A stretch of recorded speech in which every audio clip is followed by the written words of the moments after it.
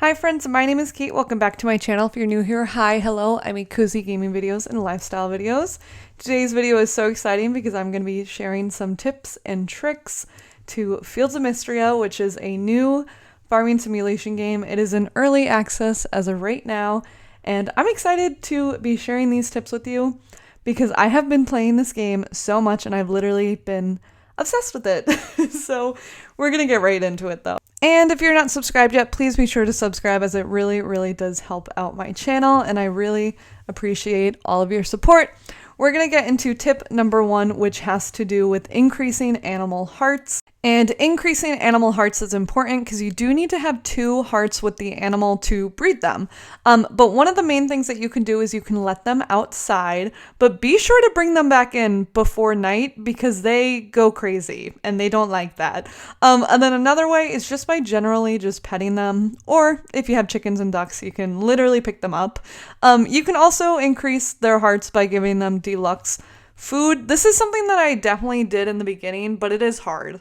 Also, letting them have toys, I think that also increases their happiness as well.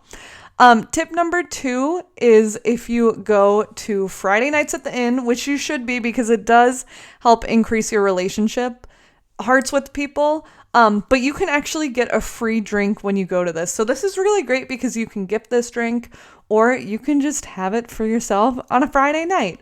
Who doesn't love that? Tip number 3 is completing quest on Saturday. So I love to save all of my quest for Saturday, if I'm being honest. And the reason I do that is because everyone is literally in one area. So it's very easy to find people. So usually I just fill up my storage with all of the stuff that is required for a quest. And I try to complete them on Saturdays.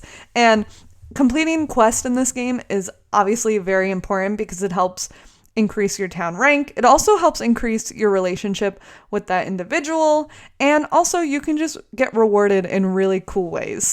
The next tip that we have is regarding the wishing well. So I found this wishing well and you can give it 100 or 500 of the monetary and you can get recipes and really cool items as well.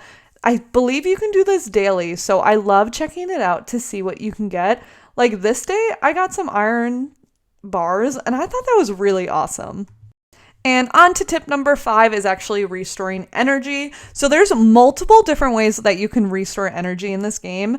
And some of the ways is by going to these fountains. So there's one on the Eastern Road and then one in the Narrows, I believe. I might be incorrect.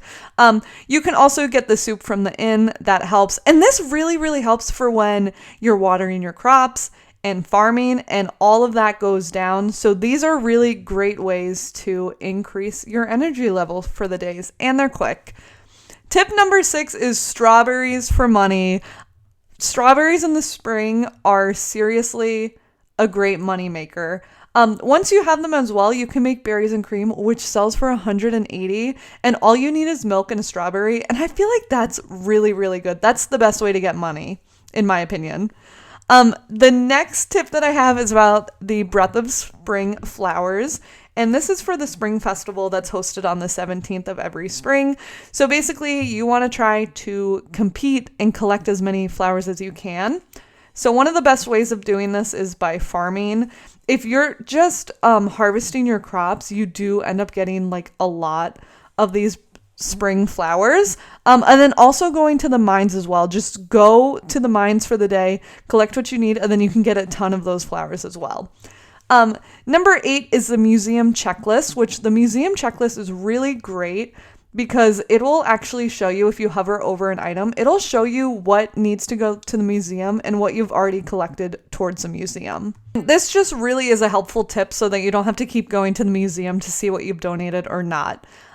Another tip that I have is look at the settings, and what I do is I use the repeated tool function, I guess that's probably the better word, because it's just easier for me to just hold down one button on my mouse instead of like repeatedly clicking. Skill number 10, upgrade these skill perks ASAP. So these skill perks are actually literally insanity. Some of these skill perks are so good. Actually, as of right now, I literally have all of the ones that I can get besides the fishing. um, but literally, these skills are so, so great. Sometimes when you're harvesting a crop, you can get money. Sometimes when you're harvesting a crop, you can get literally a meal. There's so many different really cool skills that you can get with this. So I highly recommend just trying to upgrade them as fast as you can.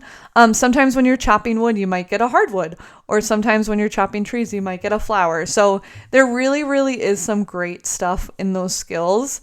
And I'm really excited to see what that comes to after early access as well. Like I would love to see what else kind of skills we can get.